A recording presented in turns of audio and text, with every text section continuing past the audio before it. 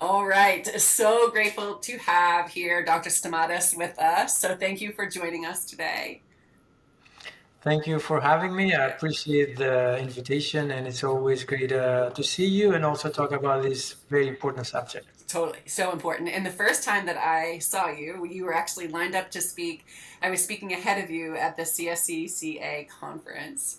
And I don't know if I've shared this with you, but when I saw the title of the talk after mine, where I was sharing my story and kind of introducing to strength and conditioning coaches this idea of compassion and right like being kind to ourselves, and I saw the title of mental toughness and I was like, oh no, is everything that I just said going to go out the window? But that not at all the experience. And actually I sat at the back of the room taking so many notes, and for those that are watching, because this will be on video too, like I still use the things that you shared from that talk, and so I'm a huge fan of your work and just how you Appreciate present in the courage to turn toward this topic of mental toughness and bring it into the spaces that you're bringing it into. So yeah, so I would love to start the conversation with you sharing a bit about your background, so childhood and upbringing, and how that shaped who you've become. Yeah. it. Yeah. So I'm from Greece. So I lived there for many, many years, and I got my bachelor's in Greece. Mm-hmm. And then after that, I decided that I could potentially do more. Mm-hmm.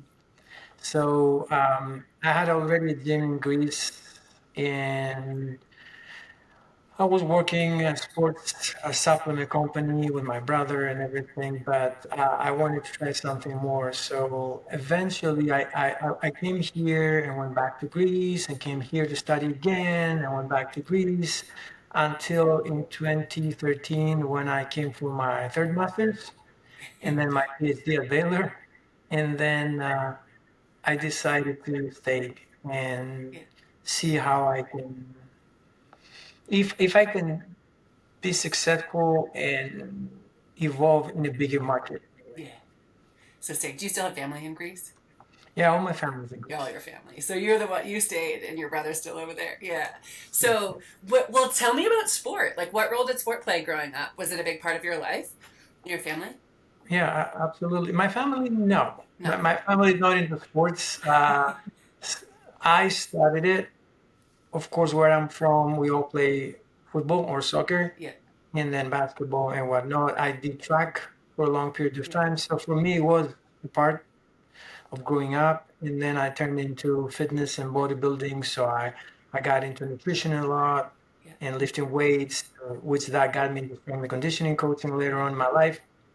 But for me, it was very important. Yes. And but that's not when I started realizing about the mental part of sports. That came up a little bit later when I joined the Greek Special Forces, and we can talk about that as we Yeah, I go. would love to. You share. I love that. I've heard you share. I was listening and doing some homework ahead of this conversation, and Yeah. your moment. Yeah, I would love for you to share.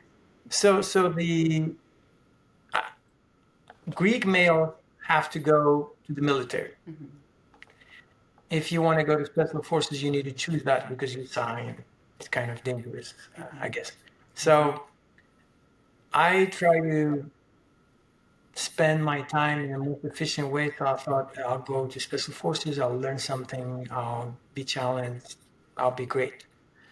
So I ran my first marathon right before joining, and I was in my head very fit and just as ready as it could be. Mm-hmm. So 2 hours in, I realized that this is not physical. Mm-hmm. Not physical. Everybody was fit, but they were trying to break you mentally from the very first moment.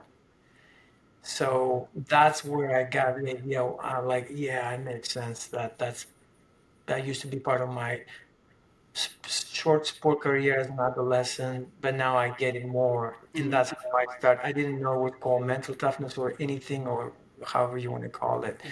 So that moment later on led me to study and now teach it and educate others on it. Yeah. No, so in the research around it, because it's something that like I've heard you say, and it's so true. Like when you say the word mental toughness, it's like, what what's your meaning of that, right? Like how what do you mean by when you say that? And even that moment where you had this realization, you were bumping up against this like capacity on that mental pillar. So I don't know if you're familiar. No, Michael Gervais, Dr. Michael Gervais, so performance psychologist out in the West Coast. I love learning from him, and he talks about the three things you can train, right? Like the physical body, the craft itself, and then the mind. And so it's like you bumping up against this thing. And so that then it's almost like it inspired this journey of like discovery for you, right? Of like figuring out how do you train this. And I think it's such an important, it's 2025, and I recently reached out to you because I had an experience at my daughters all play hockey, and it was just listening to this trainer just scream and yell at athletes, right? Like as if that like that old school notion is still in our culture, right? It still exists of just like that's how we train it. So I would love to just kind of explore the depths of that, but first maybe starting like how you define it, right? Like how when someone says to you, well, what is it? And I know there's not necessarily consensus, but how when you look at it, when you're researching it, how do you define it? Yeah. Um, let's see how we're gonna unpack the $1 million. I have your definition here. Do you want me to want me to read it back to you, and then you can tell me if you want to edit it in any way? I have it. I'm just trying to. I'm thinking about the audience and how we can. Yes. Oh yeah, we'll get there. Yeah. Yeah. So there is no consensus, and I don't see that as a big problem per se, because anything that is not tangible a lot of times Mm. cannot be defined 100%, because and I've used that example a lot of times. Somebody who's in a very good relationship, romantic, and somebody who just broke up, if I ask them about love, the first one may say, "Oh, that the best thing in the world," and the second one may say, "The worst thing." I never even wish it to my worst enemy to go through this thing. So, not everything, as we say, that matters can be measured. Right. So, but we need humans need to have an understanding, and we're trying to put things into boxes. So let's try to put this thing in a box as much as we can. Mental toughness is the psychological capacity Mm. that, in the simplest way possible, gives you the skills to face adversity as you are working towards a goal. Mm-hmm. If you do have those skills and that capacity, by definition, you will be more successful towards those goals. Mm. That's why that term is so popular, because if you have that, Mm-hmm. you're a successful person. If you're an athlete, then the coach likes that on you and they're trying to recruit you. Mm-hmm. If you're working for any company, like it's not just about sports, Mm-hmm. obviously. So it's a very attractive characteristic to have because you're more successful. So if something helps you be more successful, it becomes very popular, and you turn on ESPN and you hear about it all the time, and a coach or an athlete will talk about it. I don't necessarily agree with how they describe it, but they just throw the term out there. Mm-hmm. So again, for your audience, it's a psychological capacity Mm-hmm. that takes you from a point A, which is suboptimal, Mm-hmm. to a point B, that's your goal, the optimal. Mm-hmm. And it helps you face the adversity that you find in the way, and you will find adversity. Exactly. So Yeah. That's so I love that you even use point A and B when I'm teaching and introducing the concept. At the beginning it's a lot of selling. I think I could probably rebrand and package to just say I train mental toughness, and I'd open a lot more doors. But coming in with language of mindfulness and whole human and mental health, like all of a sudden it's like, whoa, hold on, right? There's a little bit more resistance. But connecting dots of like A to B anytime we're striving, right? It's like first intellectually we get that it's not linear. The path isn't going to be linear, but then we say, well, we're pushing the edges of what's possible. We're going to face challenges, and so that it's the capacity. What I'm hearing you say is the capacity to be able to turn toward those challenges and continue, right, and persevere. Yeah, yeah, yeah. So then we say, okay, like this idea of what is it not? yeah. No, I'm not gonna talk bad about coaches. I want to say something about Yeah. all the coaches. I appreciate them. They're the second most influential character in the lives of anybody after parents. So, and nowadays they need to do everything, not just coaching. So there's a lot that's going on. Okay. Now, is mental toughness throwing up on the bleachers? Potentially, no. That's how you get rubbed off. And then Which is the story I was telling you about. Yeah. It's yeah. like, yeah. So mental toughness is a personal capacity. Yeah. It's not a team capacity. I love that. It's not team. Resilience is different. We can go technical and we can differentiate because that's another term a lot of people use. It's a personal capacity. And it is trainable partially. That's another thing we debate on. That's important to know. And the more goals you have, the more you need it and the more you develop it. And that's an early message for the parents in your audience. So if you're protecting the kid too much and they have fewer goals, by definition, they won't need mental toughness or they'll develop it less than another kid. So exposure to adversity, slightly challenging, relevant, and so on, is necessary to develop that mental toughness because goals come with adversity. Mental toughness comes with adversity. Therefore, we come to some kind of structure of how you could develop it in general in life. It makes so much sense. It's actually, so my husband's, he was just at the conference that you were at. I said, what questions, like, because he's wearing the hat, right? Like coach and also parent, right? Doing this thing with me. And he said, he brought up exactly what you just started with, which was personal capacity, because he was saying, like, not everyone can squat 500 pounds. Like, not everyone, like, how do you know when it comes to building that capacity or the challenges that someone's facing? Like, his question was essentially like, what's too much? Like when it comes to training it. And so my question back to him, and you can tell me if this was like, what dimension are we talking about, right? Like when I love that you break that down, break mental toughness down into these components, or like, I don't know if there's a different word that you use to describe them, but I feel like dimensions or spokes. Exactly. Dimensions. Yeah. So is there too much? Or how do you know when it's too much? Right. Well, there was a little bit of evidence that came out earlier, a 10 years ago, that says, that machismo mentality um, can lead to maladaptive behaviors. And usually people who get injured again and again and again and never stop playing, they have too much mental toughness and you need to control that to just lower it a little bit. Or the people who get re-injured because they want to get in, are like, coach, put me in, I'm fine. Yeah. They're not fine. But we also have evidence that, and I was in a committee yesterday talking about that there's not necessarily a lot of evidence to show connection between mental toughness and risk-taking behaviors. So I don't know. If you ask me personally, everything has a dark side. Yeah. Too much of anything good could be bad. So you could be, in terms of the 8 skills, like you said, the 8 skills are attention regulation, emotion regulation, facing adversity, buoyancy, context knowledge. Let's see if I got it. Optimistic style, success mindset. I'm missing one. I can do it. Efficacy. Efficacy. Yeah. Generalized self-efficacy. Yeah. So, for example, let's say attention regulation, which is whatever is going on around you, there's a lot of noise. How can you differentiate what is useful and block the non-useful? If you are too regulate in terms of attention, we see that you have very narrow attention and it gets stuck. There's rumination even sometimes because your attention can go and get stuck into something negative. So that could be an example of too much of something. Yeah. Emotion regulation is the same, like your face, we can't communicate anything, or they bottle in up too much that you explode later on. Yeah. So that's not.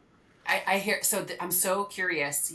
So since my presentation and we were last in the same space, I've done a ton of work and have kind of joined forces with this integrative psychiatric practice and essentially this alliance that looks at polyvagal theory, and I'm not sure if you're familiar, but this like the nervous system states. And so when like diving under the surface of the behaviors, when you're even describing like locked in, super focused, or this rigidity, or even this kind of like the bulldozing plow through, like almost the numbness, like detached to what I'm actually experiencing.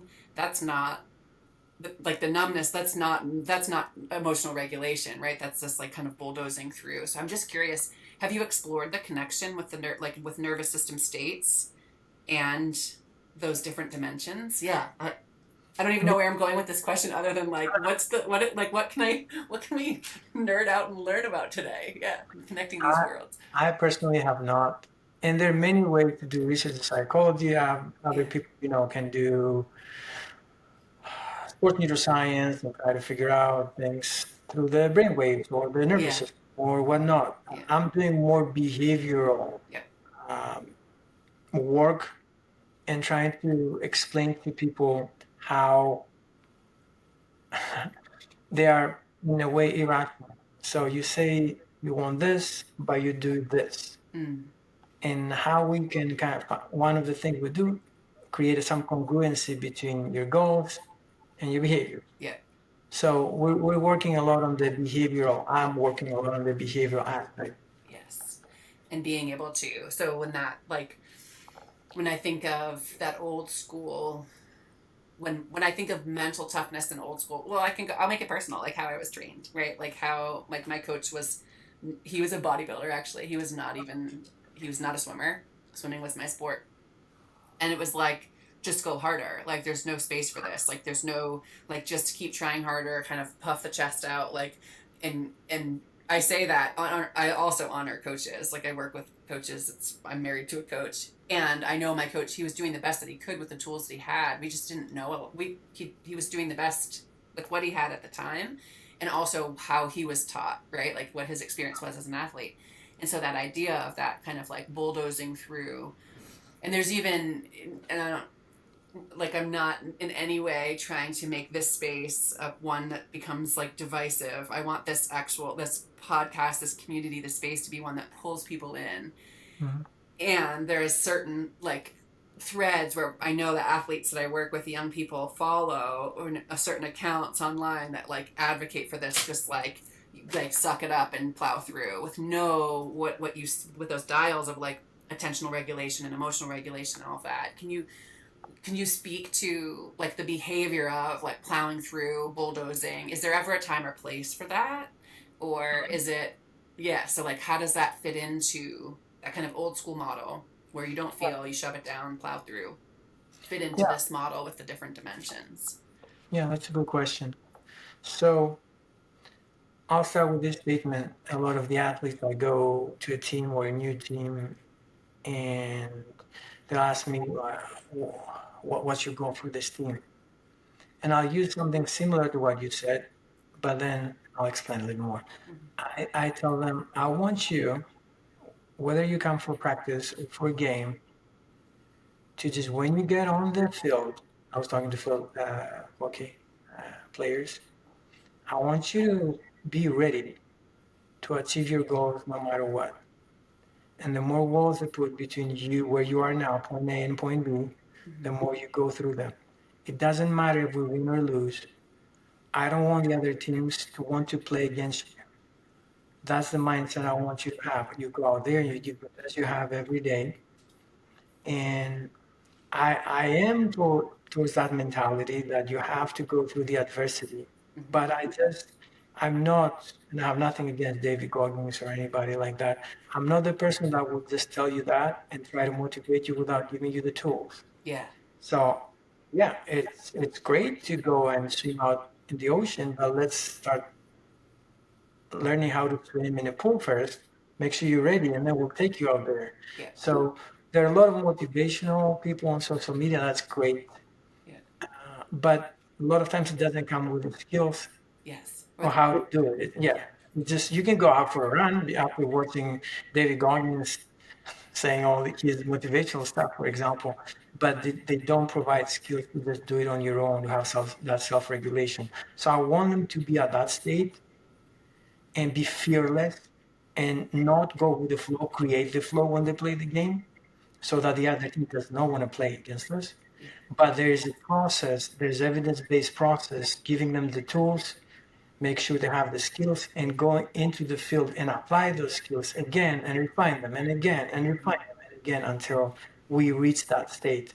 Otherwise, it can be dangerous, Yeah. which So, comes back to that old school coaching. A lot of times, the coaches didn't know sports psych. They didn't know how to teach it that. and that when you get like, I think what I found, and I'm curious your thoughts on this, is there's a fundamental like underpinning to when you have a space for the human. So this was taught to me by my mentor, Greg Harden. I don't know if you ever crossed paths with him. He passed this past fall, but was at Michigan, and helped. He, licensed social worker, but did tons of work. Like he did all the things. He introduced me to mindfulness, but the first thing he taught me was like, who you are is not what you do. So this kind of separation and identity of like your worth is here and it's not touched by your performance. And I see that a lot of times this is merged together, and so therefore the risk is so high if I don't perform well, right?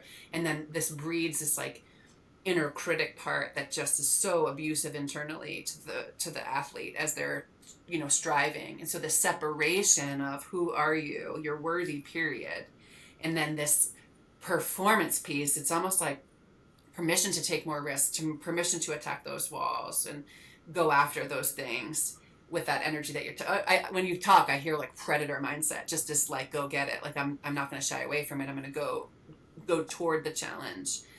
What are your thoughts on that? Like that space between, like how necessary that is when you're talking about moving through those walls or those challenges.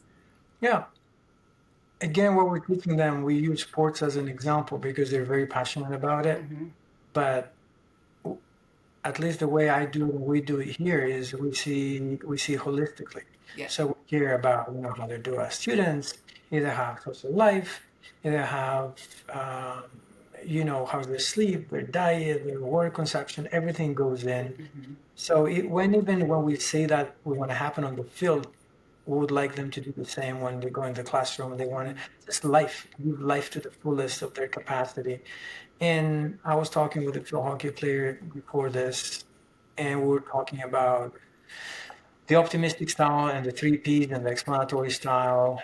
And one thing that we're trying to say is don't let one aspect of your life spill over to the other aspect of your life. So if you have a bad practice, it doesn't mean you're not a good daughter, a good friend, a good student, a good anything, and vice versa. That's difficult for a lot of teenagers to explain to them. Put it in a box and put it aside. We'll open it later. There's not the time.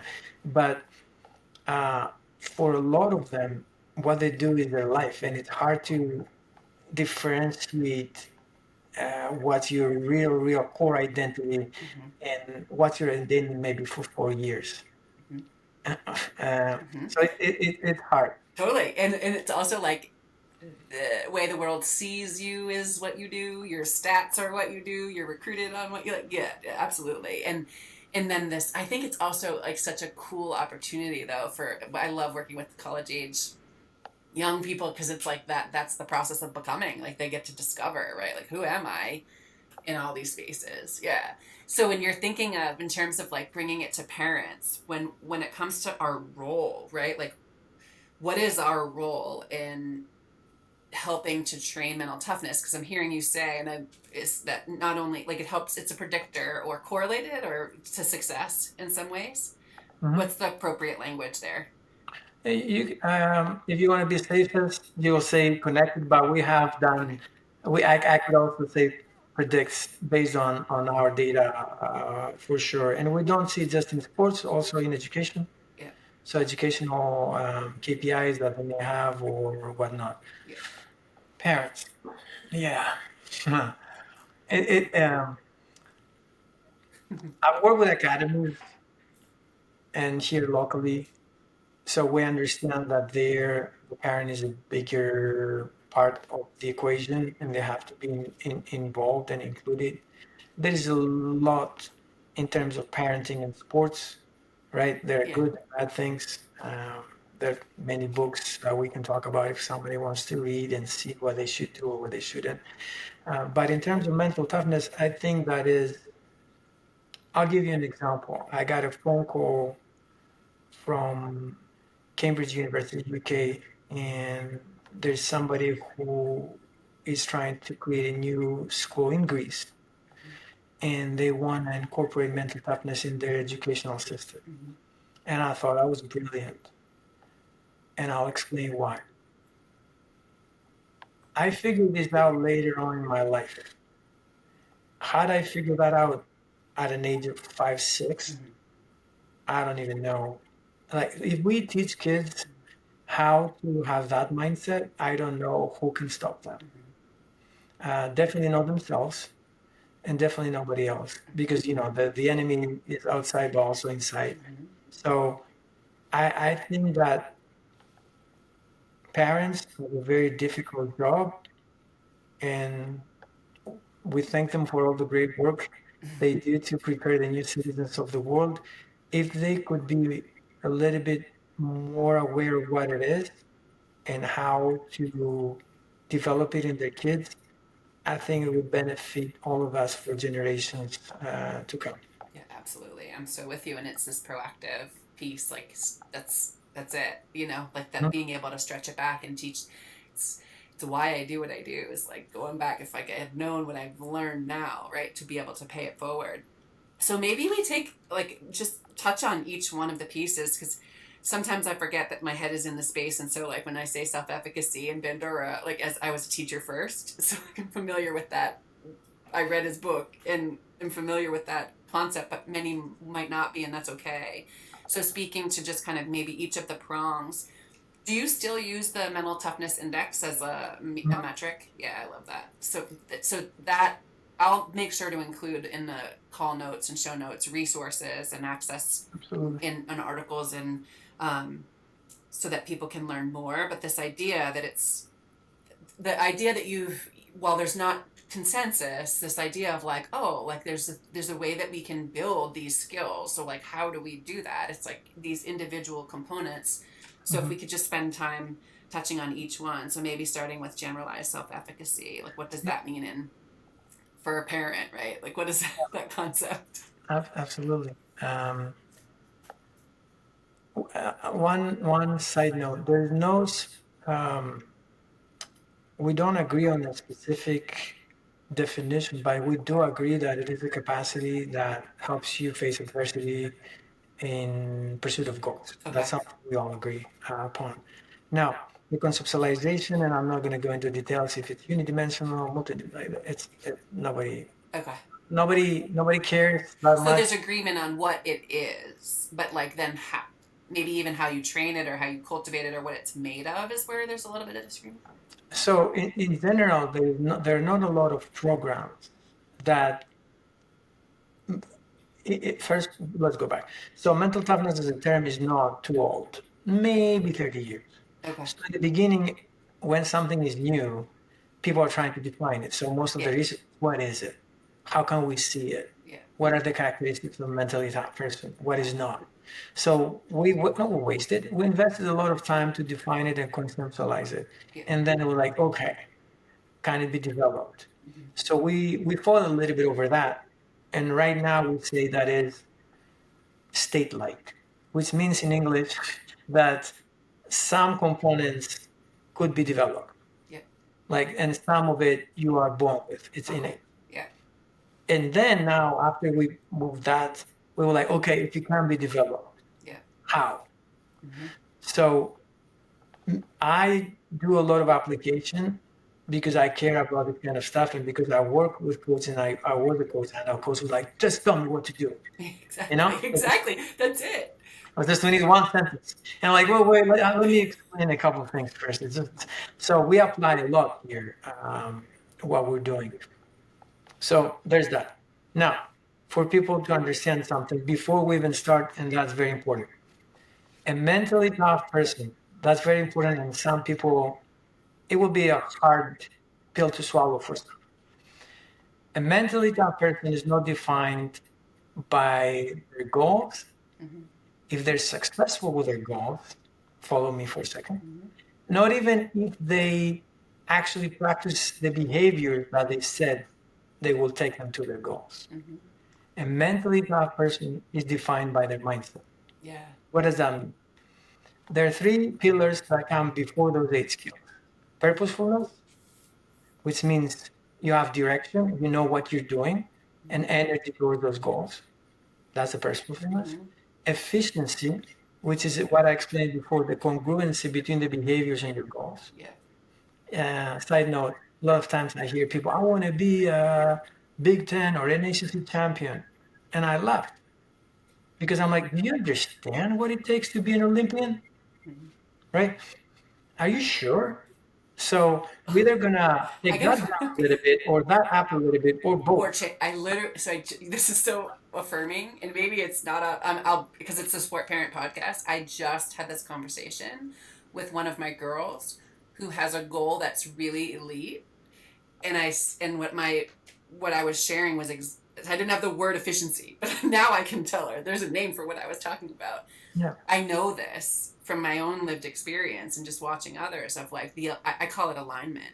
So this like idea of what you're wanting, what you're declaring is not aligning with what you're doing and how you're showing up behavior wise. So either it's okay to shift the goal. That's okay. Like you're still loved and but the behavior either has to change or the goal has to change, right? You're out of alignment. Exactly. Yeah. Okay. So efficiency. And the third pillar is flexibility. How do you adapt to unplanned and most likely undesirable changes? Yeah. So these three pillars are fed by the 8 skills. Yeah. So if you're not good at purposefulness, there's something going on either with attention regulation or emotion regulation or something going on. The same with any pillar. Now the pillars will feed the behaviors. Yeah.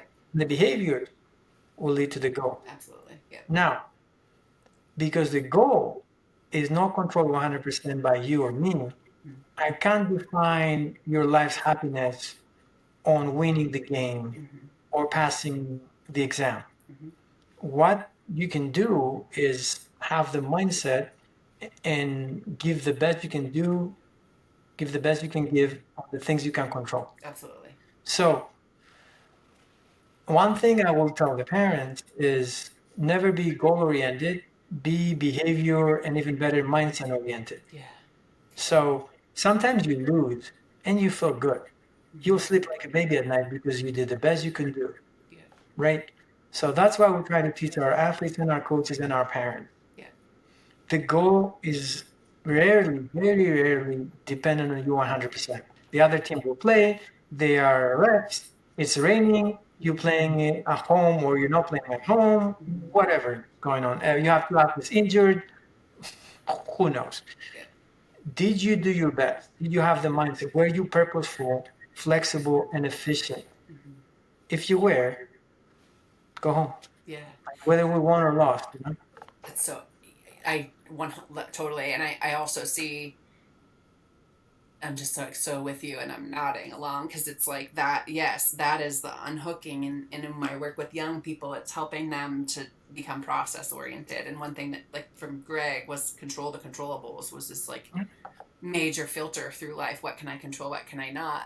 I think that was one of the hardest lessons that I had to rumble with when just things didn't fall the way, right? Like, like it just didn't go, the outcome wasn't the way that I thought it was. When the equation I feel like we're fed is that if you just work hard enough and put enough time in, you're going to get the result that you want. And it's just like, I remember standing up at a coaches conference and I was like, we've got to stop this lie that's just like this and insert the uncontrollable factors. And my first response when I was kind of rumbling with this was like, well, then screw it. Why do it? Like, if I can't control all the things, and then coming back to, okay, this filter of this question of asking myself, like, what's worth doing even if I fall short? Like, what about like this purposeful, efficient, flexible, like what bringing that energy and those behaviors to something like the pursuit of whatever it is that brings me joy versus the attachment to the outcome. And I think that as parents, because we invest so much time, invest so much money, your kid, maybe you even see talent. Like I witnessed this in a family member where it's like the talent was outrageous, but the efficiency wasn't. There was not even the drive to, right? So you're just watching it, and I think that sometimes, yeah. So we've got to unhook, right, as parents from that outcome and Uh, focus more on mindset. Yeah. yeah, because that mindset, let me say two things. Am I telling the parents that I don't want their kids to win? No, No. that's not what I'm telling. Yeah. I'm telling them that winning is not controllable by 100% by how their kids play. So let's focus on the things that are controllable 100% by their kids. Yeah. So they can have some accountability, but also empower them. Yeah. Like you are responsible for that. You can change that. So change that. Right. And that's one thing I want to say. And the second thing is that by controlling the controllables, this is the shortest way to success. What do I mean by that? By doing that, I'm not promising you success. But by not doing that, I'm promising you failure. Yeah. So that's a hard pill to swallow. I had a very big trouble to be okay with the uncontrollables, like Yeah. you. Like Yeah. I so much But effort. isn't that human too? Like a part of our nature and wiring? Yeah, like that, It is. It is. And, releasing that. Yeah. and then one more thing, whether it's sports or school or anything, I'm just going to give another example why the mindset is the most important thing. Goals will change. Now your kid wants to play soccer. Tomorrow they want to play baseball. Great. Okay. Or even at school. Today is this test. Tomorrow is another test, or whatever they have. And the behaviors will evolve and adapt. One thing that never changes is the mindset. So if you build this, you build this for life for whatever comes. Yeah. So you have to go this way, not focus on the goal because the goal will change and you're missing a great opportunity to develop a mindset that could be adapted and adopted to so many other goals. And your kids are going to have to face a lot of adversity as they're having a ton of goals in front of them. So true. I say sports the vehicle, like it's a vehicle for us to cultivate the skills and tap into the greatness inside of us. And I think as we're watching and guiding the young people, so even though like so as we're parenting and coaching and mentoring, it's like when you like we can't quite climb it. Well, we can't climb in their minds, but we can start to pick up on language they're using maybe or like behaviors, and then kind of peeling back the behavior to see like what's happening underneath the surface there. What are some, like, take me to a car ride home, like what, how can a parent show up in that space that is supportive of like of continuing to build and strengthen mental toughness? Okay. So we're on the car, we're going to school. Okay. And let's say later that day we have soccer practice. Just using soccer. So one thing the parent could do is ask the kid in terms of purposefulness. We're not going to use big words. We're like, all right, what's our goal in practice today? What is it? Okay, so we need to make sure we do those two or three things. So that's direction, and then the energy, understanding, explain to them how is that important on the bigger picture to understand like the why they're there, and how they shouldn't be affected by whether they started very well or the coach said something. You have your direction, and I want to see 100% energy. Correct? Correct. All right. Then we're going to efficiency. You said you have those three goals. What exactly are we doing? Oh, I have to do more of this, less of this, and keep that thing that I did last week. It worked. Great. So in order to achieve that, you have to be doing that for an hour, right? Right. And then at the end, explain to them that no matter how much we plan something, things will change. So it's hard though for kids, right? It's hard for adults. They need to accept that things will happen. And we haven't really talked about them. We haven't tried to predict them. Let's say the coach doesn't start you or put you on the other team in scrimmage, or it doesn't matter. What matters is how fast they can snap out of it and pivot. A mentally tough person has the mindset of pivoting. Yeah. Right? The ideal situation is not there anymore, it doesn't exist. So what are we going to do with this situation? So if they have specific goals and energy towards the goals, there's congruency between the goals and the behaviors, and they have an ability to understand that I need to pivot. We arrive at school, they go by their way, and then at night I'm coming back and I'm closing the loop. I'm like, all right, let's check. Were you purposeful today after practice? Yes, no, what are we changing? What are we doing? Was it an attention issue? Was it an emotion issue? Was it a context knowledge issue? Was it a generalized self-efficacy, like confidence issue? What was it? And the same with efficiency and flexibility. And that's for everybody. If we do that in the morning and at night, ask these three questions, morning and three questions at night, uh, it's it will really ground you in a mental toughness mindset. And nowhere in there is the outcome. Like that's you're just detached from that and its process, and it doesn't even have to be applicable to sport. But it's really like, yeah, it is empowering them with this, like reminding them that they have choice and control. I think that like that sense of agency, right? I know that's not part of it, but I see like agency and self-efficacy to me feel so connected, of just like knowing like I have the ability to do something about this. Oh, okay. And I think as parents, it's, the chaos and the busyness of doing all the things, it's like it's so easy to get caught up into like the final score, playing time, or get hooked into my kid's emotion. So we've got to also like be able to be steady in that space and create the space for them to have an emotional wave hit them, and it's like, okay, this is a place for growth, right? Like this is how when you didn't get to start and you felt a swirl of emotion come up, like what are some tools that you can, that's the kind of place that I step into, is like, well, what do we do about that, right? When we're knocked, if I have the scale behind me, it's like when we're in a dysregulated space, how can we help ourselves so that we can move into a more aligned space, so that we can show up, right? A more regulated space, so we can show up into with greater alignment. Yeah. So as parents, yeah, but it starts with us though. Like that's what I'm hearing, right? Being able to have that without getting hooked into it, without getting hooked into outcome. Yeah. I love, I take that from organizational psychology. I love the top-down approach. And with the teams I'm working, I start with the coaches, which Yes. in our case, it would be the parent. Yeah. And in the case of the school in Greece, it would be the parents. We have to, first of all, educate the parents and the educators in the school system, and then go to the kids. You have to model. We have to talk, use the same language, and we can't give them mixed signals, right? So it's hard for all of us. And for your audience, all the things that we talk about is like any other sport. You can go to the hockey coach or swimming coach or whatever coach and learn that overnight. The same Oh, with it's mental reps. skills. Yeah. You need mental reps, Yeah. and life will give you plenty. Life Yes. will give you plenty. Yes. So we just need to keep doing it, and then help our kids keep doing it, because as you said, there's going to be a lot of opportunities. There's going to So be many opportunities for it. I mean, every day, even the moments in the day. So I'm curious, as I was preparing for this conversation, have you ever connected with the crew, Tim Pinot, Keith Kaufman, and Carol Glass that do yeah. mindful?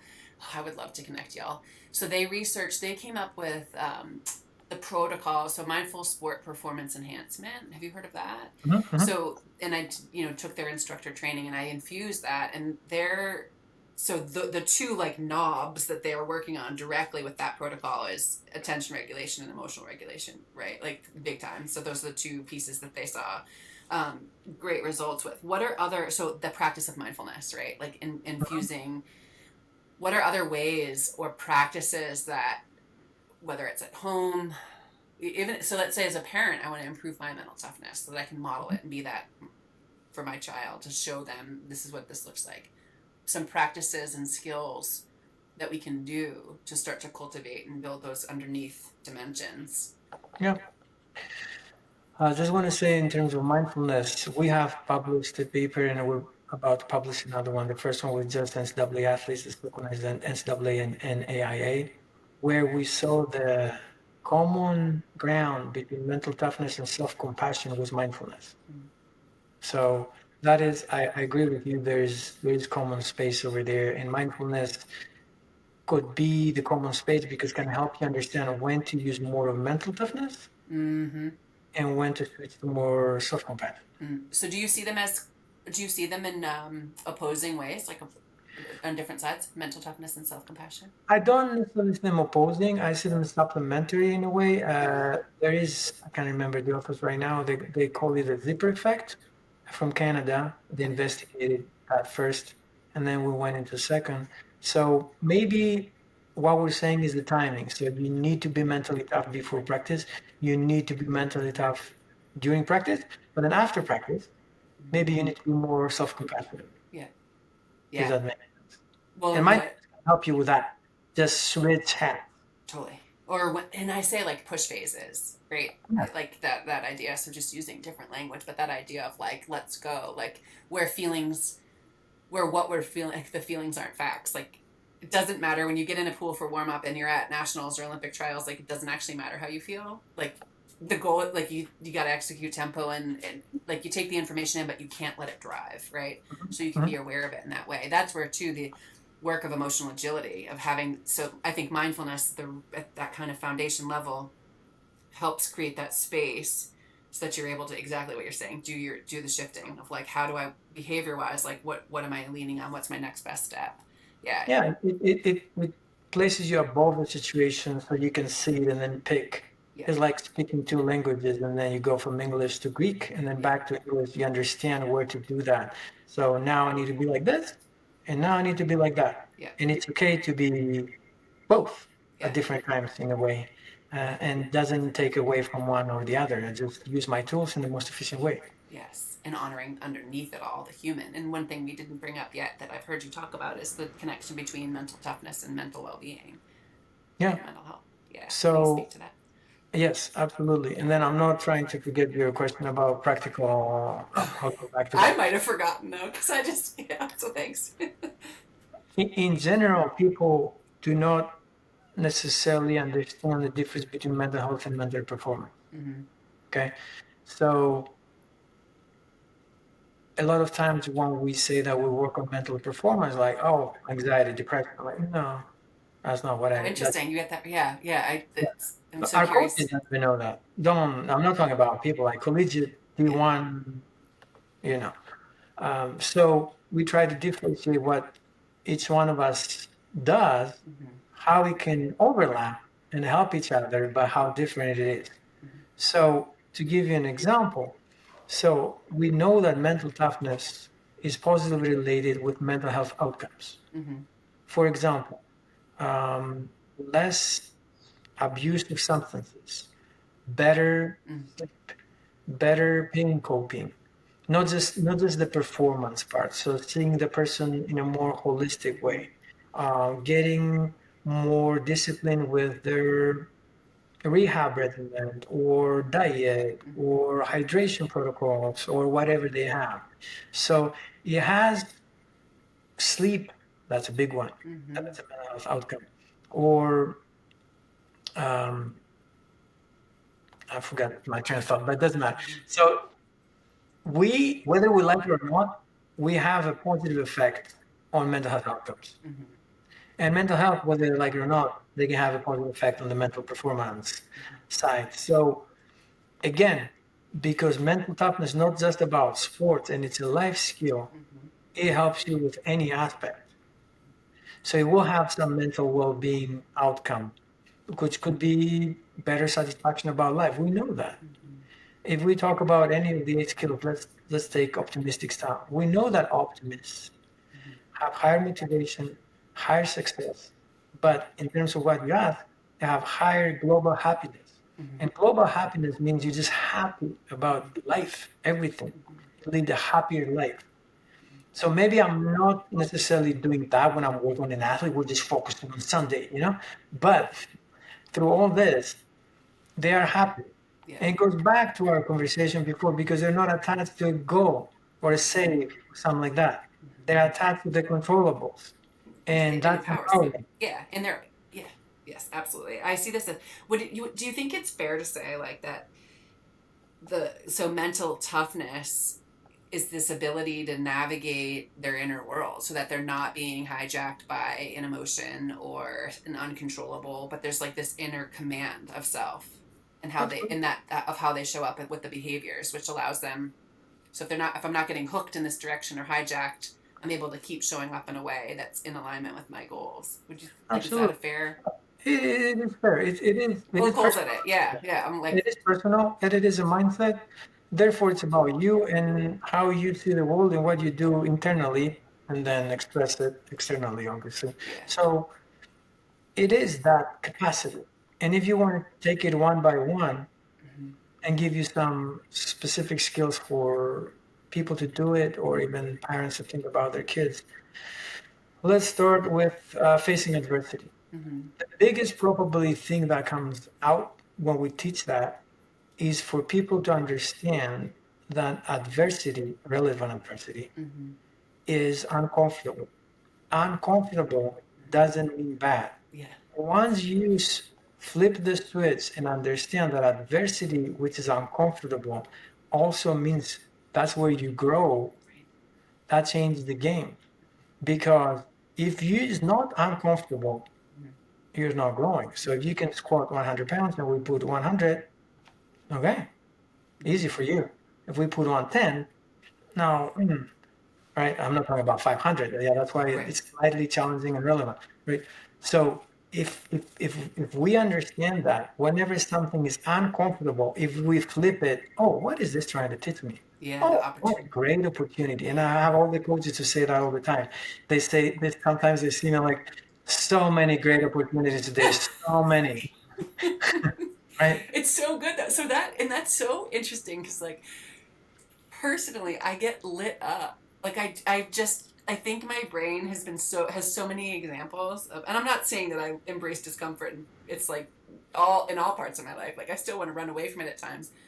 But that idea of knowing like, okay, the level of frustration of even like the technology before we get on, like I'm not on my mic, it's like, it's uncomfortable, but there's an opportunity for me to grow here. I get to go back and figure it out. So that reframing is so powerful. And I think one of the things that we do, Jonathan Haidt, the book Anxious Generation, I don't know if are you aware of his work, and this idea as parents, like for lots of different reasons, but we're not letting our kids struggle. Like we're just kind of jumping in and in their discomfort, we're trying to rescue and or prevent them from feeling the discomfort, or we're like jumping into their discomfort with them, right? And so allowing space for it and flipping it. I hear you saying, like turning it and Yeah. saying, "What an opportunity!" Yeah, you might get a like side eye or an eye roll from a teenage child, but you know, yeah. And again, the parent's intent is awesome, but they need to understand that if you protect me too much, Mm-hmm. there's no adversity. If there's no adversity, I'm not fighting against anybody, so Right. I'm not growing. Right. So if you want me to grow in a controllable way, put me in discomfort and let me figure it out. And then a little bit more, and then a little bit more, and then a little bit more. And you're there for safety, right? But that's how I will grow. And again, as you said, our first reaction is to go away from something that is uncomfortable. Mm-hmm. Why? Because that's survival. Totally. I understand that. To the nervous system, right? It feels unsafe. Yeah, I understand that. I understand that. I definitely understand that. But relevant and slightly challenging adversity or challenge, whatever you want to call it, um, is necessary to progress in life. And that, I just think of like a little homework assignment that I gave an athlete that I'm supporting with this like inner part that's not wanting, like can't make mistakes, like like just kind of, so he's frozen, right? So this idea of I'm like try like get juggling balls and let's learn how to juggle. Like let's try something that's so harmless and like totally like simple to try to do that you've never done before to elicit frustration and discomfort, to mess up and make mistakes and know you're going to be okay. Yeah. What do you think about that? Like injecting or infusing opportunities for it, right? Of like you're saying, safely, right? We're not talking about harming our kids, Yeah. but giving them space to fall. Yeah. They, if they understand that from an early age, Yeah. that when we tell them to do something, it's probably something that they don't know. Mm. It will be uncomfortable, but as they're doing it, it can be much homework. Mm-hmm. All right, it's okay if you hate it, right? It's because you think you don't know it. But once you do it by yourself with a little bit of my help, Mm-hmm. then you'll know that. And then next week we'll go to the next chapter. Yep. That will be uncomfortable too. But then once you finish the homework, you just close the loop again. You're like, you see? Yeah. Now we struggled for 5 minutes. We figured it out. Yeah. You feel great right now that you learned something. So Awesome. And then you go to the next thing. But when we, again, an athlete or a kid or anything, we tell them to do something. We don't tell them to do the thing that they know. When they have to practice on something, is the thing that they don't know. Therefore, by definition, they won't want to do that because they suck at it. Right. In order to not suck at it, you have to go through that uncomfortable stage where you practice and practice and practice.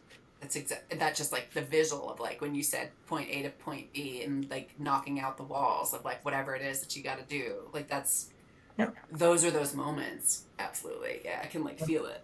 And then yeah, so I don't know if we want to go through. Can you pick a couple more maybe dimensions, and then we can start to close it down. I want to honor your time. I Yeah. just so appreciate and what y'all have going on there. That Louisville stuck you away from Plattsburgh. Like such an awesome. I'm a huge fan of the structures that you guys have in place. I think it's like a model that we need across all athletic departments. Yeah, shout out to the people here at Louisville. They recruited me, and one of the reasons I came here because they had this system and that vision in place, and we have the biggest team in mental health and mental performance in the world right now with 10 practitioners. And yeah, It's it is amazing. be able to Yeah. do the things that you want to do to help the athletes and the system in general. And so even like the hospital, like U of L piece, because Yeah, I was at that um, mental health summit, the youth mental health summit. I yeah, think yeah. probably 3 years, 2 years ago, 3 years ago. But just the collaboration, it's just like it's totally collaborative. Yeah. So I was like, I can't believe he's there now. Yeah, lucky them. So okay, so back to Yes, these I can go really dimensions. fast, really fast. Buoyancy. Mm-hmm. Biggest thing we can get out of buoyancy is if you can attack little things every day, you will most likely avoid the need to attack a huge thing later on. So read one chapter per week for this 15 weeks to get to be ready for the final, as I tell my students, instead of trying to consume 15 chapters the night before the final.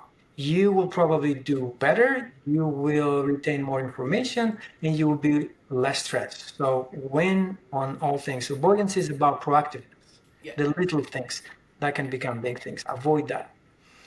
Emotion regulation. There are a few things that they can do there.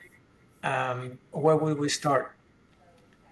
If you cannot avoid a situation that affects you emotionally, modify the situation. Example, we have the Yeah. yo-yo Not test. accommodating, right? Yeah, Yeah. Mm. we have the yo-yo test for athletes. Everybody hates it. I don't know anybody who's like, yeah, we'll just run back and forth. What can we do? Well, we'll let them play their own music. We can bring some donuts that day. We can just make it better because we know we can avoid it. If you can avoid it, avoid it. And if you had a bad day, you shouldn't go towards maladaptive behaviors. Mm. Drinking, overeating, oversleeping, anything that doesn't help you, don't do that. Go for a walk, meditate, read a book, go to nature, things like that. That's It's the most. figuring out what tools to be able to ride that emotional wave. Yeah. Yep. Number four, attention regulation. What could we do? We know that there's a strict and very positive relationship between how attentive you are and how you perform. The more attentive you are, the better you perform. And in a world that's trying to pull you in a million ways, great example, phone, right? Screen time. So how can you stay attentive to what you do? One thing that is very helpful is monitoring. People who monitor something, if you're monitoring your steps, you monitor your sleep, your calories, your water, whatever, by definition, Oh, interesting. you're putting more attention to that. Yeah. By putting more attention to that, there's a high probability of being successful. So once you identify what you need to be successful at, monitor it. Like tracking it Yes, almost. track Yeah. it. Yeah. And it doesn't have to be through an expensive app or anything. Anything. Track your thoughts. Track how many good things you tell to your kid. Track what they're saying. Track it. The fact that you're tracking it By says you. definition. So interesting. So the scale behind us is part of the group that I work with, the Same Here Global, and like the movement in schools. They found, so we used the Same Here scale app in schools, and they found just by, because there was a school that was using it, then they had administration change, so they weren't using it. Just by using it, just by tracking, it improved. Yeah. So like it's speaking to what you're talking about. Yeah. And yeah. Okay. So cool. Let's move on. We have, where should we go? Let's go generalized self-efficacy, which is confidence in in simple words. Yeah. Huge effect on how we feel, on our thoughts, on our actions. So the biggest predictor of confidence is mastery, meaning that if you want to be confident in something you're not good at, guess what? You need to do it again and again and again and again and again. And if you're not ready, again. So it goes back to what we said. There's no, that's the strongest predictor. I'm going to go to the third predictor that because it affects a little bit parents, which is the opinions of others, for example. Yeah. As a coach can build you, they can also break you. So the same with parents. You can say something and they can build their confidence or playing soccer or learning math or whatever they're doing, but also you can say something that is not so positive and it will get stuck with them for years, right? So I have athletes that they will still tell me something their coach or their parents said when they were 4, 5, or 6, Yeah. and it was bad. So it can break their confidence as it can build it. So they have to be very careful with their words. Be mindful with our Yeah, words. and in Yeah. terms, What's could you share an example? Not from a particular, student athlete, but like just to generalize, like what would be like being unkind or being too outcome focused, or what would, or just expressing a lack of belief in them. yeah, it's just the thing I get a lot of times is like you'll never be good at that. Oh. Mm, That's it, done. yeah. They'll never get it. Or a coach said, um, and we have it in sports that they expose their body, will say something bad about the body image. And now they're thin, but they don't think they're thin. So now we have this kind of That was dismorph. part of my journey, right? Like the words about body that turned into an eating disorder. Yeah. Yeah, Mm-hmm. absolutely. Optimistic style. Mm-hmm. Again, one thing that you can tell your kid is out of the 3 P's, and I don't want to go there in the explanatory style, you need to understand something for you and for your kid. The way you filter reality, Mm-hmm. it will affect how you act. We call it perception action coupling, right? So your perception is your reality and their perception is their reality. Sometimes you can shift their perception and the same thing, and then you shift their reality. So a lot of times they may lose a penalty kick or they may lose something. If you make them understand that it was not 100% their fault, it doesn't mean that all the penalty kicks will be horrible from now on, Mm-hmm. and or that even having a bad game does not define you as a person, Mm-hmm. and keep them optimistic about the things that happen in their lives. It changes how they act because you change their perception of the same event. I was reading. I'm trying to remember what book. I have this bad habit of reading. Well, I don't know if it's. I don't want to judge it as bad. I just read like 4 books at a time, so sometimes I mix them up. But the study around the focus on like after a mistake or poor performance, the hyper focus on what went wrong, those athletes that did that versus those that looked at what they did well, and the long term effect of cortisol and next performances was so wild, right? So, this idea of, I hear you saying, helping them not like shove positivity their way, but rather like provide maybe an alternative perspective, or like ask a question that kind of expands their mind to go in this direction, to look at it a little bit different, like look at it through a little bit of a different lens. Can I give you a specific example that Yeah. happened 2 months ago? So I'm talking with a field hockey coach Yeah. player, and we're, she's stuck into a mistake she did in the scrimmage. I'm like, okay, I'll play with you. So when we go to the optimistic side, I said, did you take it personally? She's like, yeah, I did. How much? 100%. I'm like, okay. Think about it a little bit. How much as a percentage was your fault? She's like, 50, 50. I'm like, okay, so it was 50, but you take it 100%. Great. Why were you telling yourself all these negative things? I'm like, what could you replace in terms of self-talk a little bit? Did you do anything good? It's like, yeah, I still played good defense. I'm like, exactly. So there are a couple of things here in order to get unstuck from taking full responsibility. Pessimistic full responsibility, even if it is not their fault. They like that. Optimism, I'm not saying you take zero, because some people are like, oh, you're telling us to do all these things and then say, don't take it personally. I don't take it. But as much as it was your fault, Right. how much was controllable? Yeah. Was it good pass? Where was the opponents? Was it windy? It's a What was going on? clearer view, like a clearer Yeah, lens. yeah, Yeah. yeah. So take that, and if it's 50%, try to fix that 50%. You can't control the other 50%, although it hurts you. It hurts me as well, but we can't control the uncontrollables, Mm-hmm. right? So fix that, and also in your head, don't say the one thing that you did well during that bad pass or bad whatever kick. So we need to be very careful about self-talk. Literature says that on average, we have 4,000 individual thoughts per day that we're just talking with ourselves. So there's a lot of self-talk happening all the time. Why are you telling yourself that? We have a tendency to go towards negativity, Mm-hmm. but that's not helping, as you said. No. Yes. I could go on and on. Okay, we got to pause and time up because you've got work to do, and I'm so grateful for you. So, I will have all your links, but just quickly, if people want to read your work or learn more about you and what you're doing or what Louisville's doing, like where could they find you? The scientific part of my work, you can Google Scholar or PubMed. There's a lot to do there. On Medium, I write in a simpler way. On YouTube, I have some videos which again I explain in a Oh, simpler nice. way. Yeah. And yeah, if anybody wants to reach out, I'll be more than willing to help. I'm writing currently a book because I think it's needed, and I'm also trying to create an app which I think is also needed. So Amazing. hopefully we will be able to scale more because, as you said, this is very important, and um, I'm trying to find ways to help more people. This is very important life skill. Yes. Amazing. I can't wait to celebrate your book and app and all the things. Thank you so much for coming on today. Thank you, thank you. I appreciate it. And again, one last thing for the parents. Three things, three questions: purposefulness, efficiency, and flexibility. If they do that and they talk with their kids about those things, they will be very successful in life no matter what they do.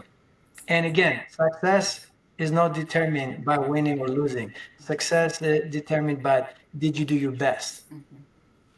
Because that's all you can do, Love right? that. We're just going to mic drop now.